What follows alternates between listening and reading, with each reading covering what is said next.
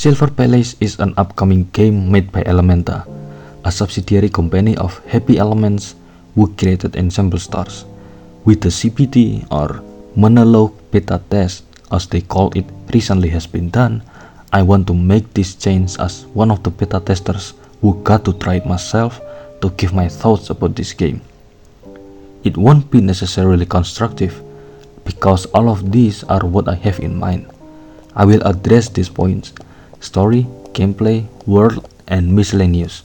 I will not address graphics and optimization, not as its own point at least, since I am not well versed in said topics. As an opening, I really love Victorian settings. Real Victorian and not a fantasized one. That's what hooked me up into this game in the first place. And Elementa did a great job recreating it. It's looking very faithful of Victorian era. Of course, it is mixed with fantasy elements, but the core of Victorian era itself was left almost untouched. Story. I won't delve deep into this because I don't want to give spoilers.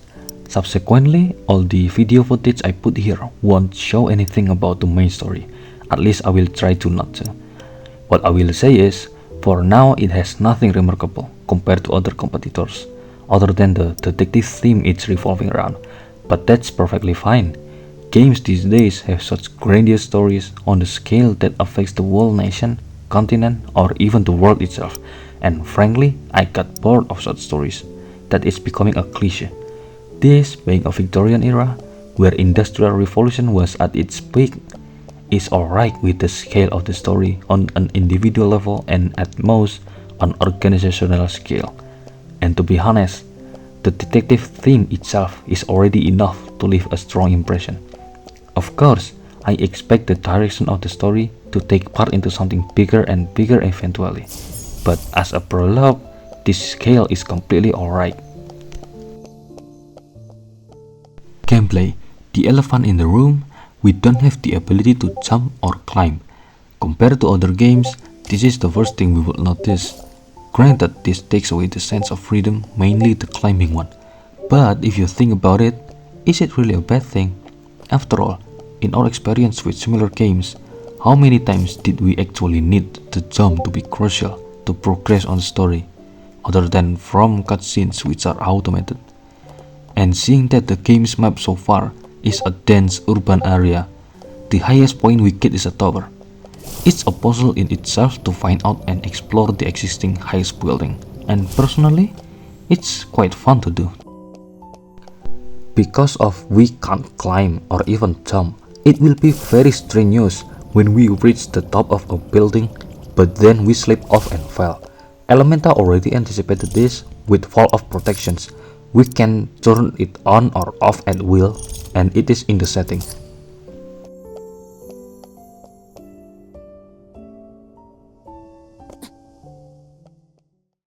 Getting into combat, I'm sure most people would say that the combat is rather lacking due to the relatively few options available at the same time, something we don't see in many games these days. But I like it.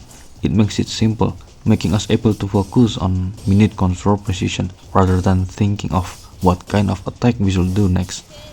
There's also a parry mechanic, which I also like. It is not a free out of jail ticket to completely nullify damage while at the same time dealing damage to the enemy. Instead, we take a reduced damage, resulting in us getting less punished rather than a total advantage. This again, instead of solely making us focus on what attack needs to be done next, will increase our situational awareness, constantly making us conscious about our survivability by also thinking about defense and heal instead of solely neutralizing the enemy as soon as possible. And is also somewhat realistic because even if we don't take the attack directly, we still receive the enemy momentum anyway. Some of you might notice that whenever we get hit, our character will get interrupted or stunned for quite a long time before we can regain control, and understandably it might make you frustrated. However, this is balanced. Why? Because the parry has a very big margin of error. I count of almost 2 full seconds where our parry is valid to block damage, which honestly I don't like. This makes us easily feel that whenever we get hit and lost a battle because of it, is all our own fault. Getting outside combat, we have ability, which is our normal attack or left mouse button as telekinesis and right mouse button as analyze, both under condition of outside combat. This is another thing that I like about this game from trying to be different. Disabling attack actions entirely outside combat might be restrictive, but is it really a problem when there's nothing to destroy outside combat anyway? I just hope that the analyze ability can be utilized more than just to revealing werewolves in disguise and mission specific objects. It also gives us a sense that we are actually integrated into the world itself, where we as citizens cannot just attack without any reason. Then we have something called evidence board. This is one of the technical aspects of the game. This might look gimmicky to make the game feel more detective nuanced, but one thing for sure is it gives us a quick summary of a story directly inside the game whenever we need refreshment. Think of it as mini archives that provides important points about the case. Speaking of technical, what about stamina meter? Isn't it a standard in open world gacha game? Well, none. In Silver Palace, we don't have stamina meter for sprinting, so that's a good thing. Now that we mentioned about stamina, let's get into what is affected by it the most, which is world explorations. While at it, I will also talk a little about world and map design. Firstly, the exploration itself. It is a big task due to the map design having big, wide roads, making street walks feel far apart from each other. Luckily, we don't have stamina meter, and we also have horse mounting feature, which helps us tremendously with exploring. Despite this helping us in exploring, I think this is an unnecessary feature, at least for now, and its existence to me is for the sole purpose of the gliding mechanics. It misses the chance of giving us a gliding contraption, a device that's highly conceptualized in Victorian era. But without the horse, exploring the world will be a highly demanding task. Although I say that it is unnecessary, horse is way faster than normal sprinting, but it treats it by capped with stamina meter. I will address about this again later on. Getting into map design, as mentioned earlier, I feels like the roads are too wide and open. It gives us a nuance that everywhere is a capital center, being wide and open. This might be in anticipation of the horse riding mechanic to make us easier to maneuver around. I mentioned earlier that we can't climb or jump. We get another assistance in this matter from the world itself. As we all have seen from the video, we have many interactable points in the world, and I like that the features such as the grapple hook, the grapple down from top of buildings, the thrust up to fly and glide are all integrated in the game at the same time, not needing to choose equipment or acquiring them first. It skips the hassle of choosing each one of them for every single particular actions needed and are just intuitively there with signs and markers. Powerful adversaries. This is an encounter that we can stumble upon overworld, challenging powerful enemies. It is similar to special enemies in Wuthering Waves. Unfortunately, in Silver Palace, they are only encountered once. After we clear them, they will not respawn. I hope the developers will make them repeatable, with the second and future clears only giving basic upgrade materials. Some of them are just very fun to challenge. I especially love this butler fight one.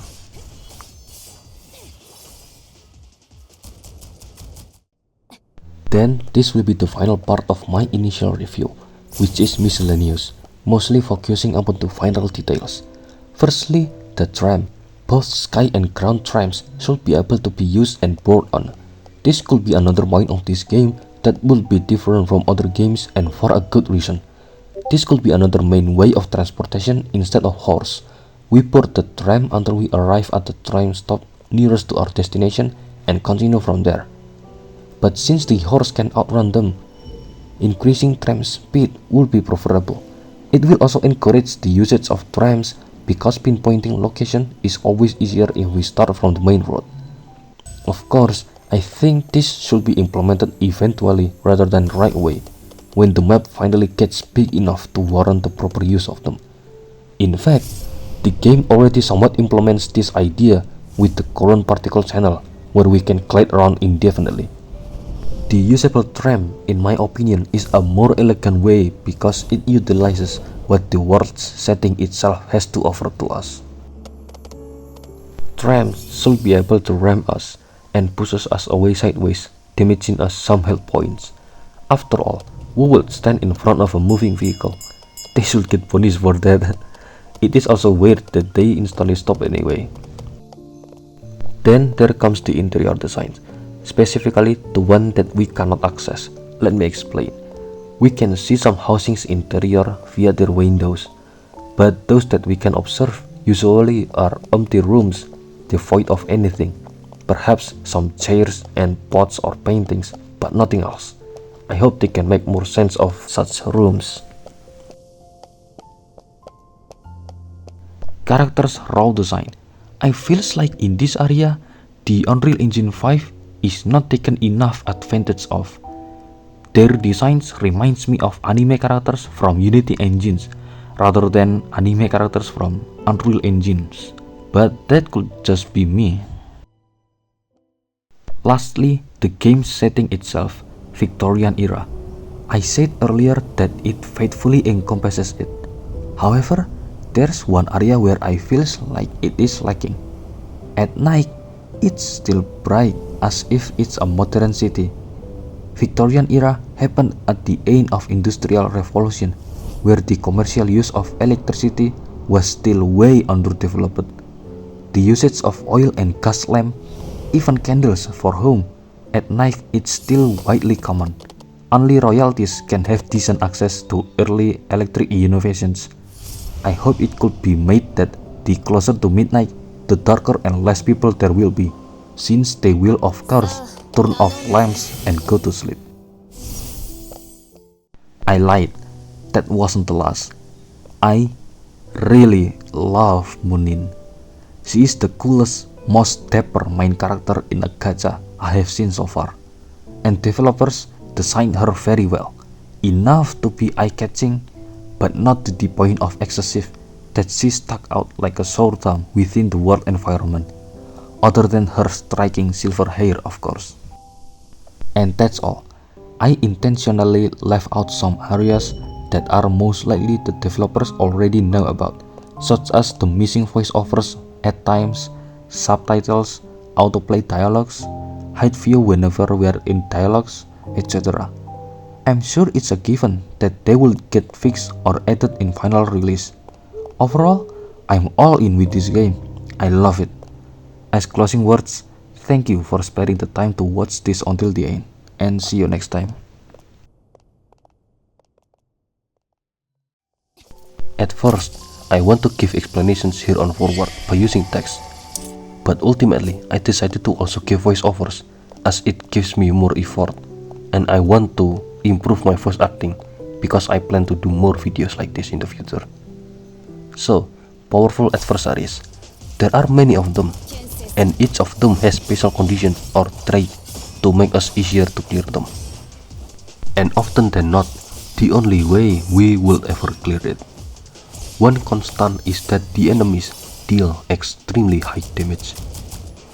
One example is that there's an enemy where they gain absolute shield whenever they hit us, so we must never get hit by them. This is one of the easiest powerful adversaries, and I highly recommend to clear this one first before other powerful adversaries.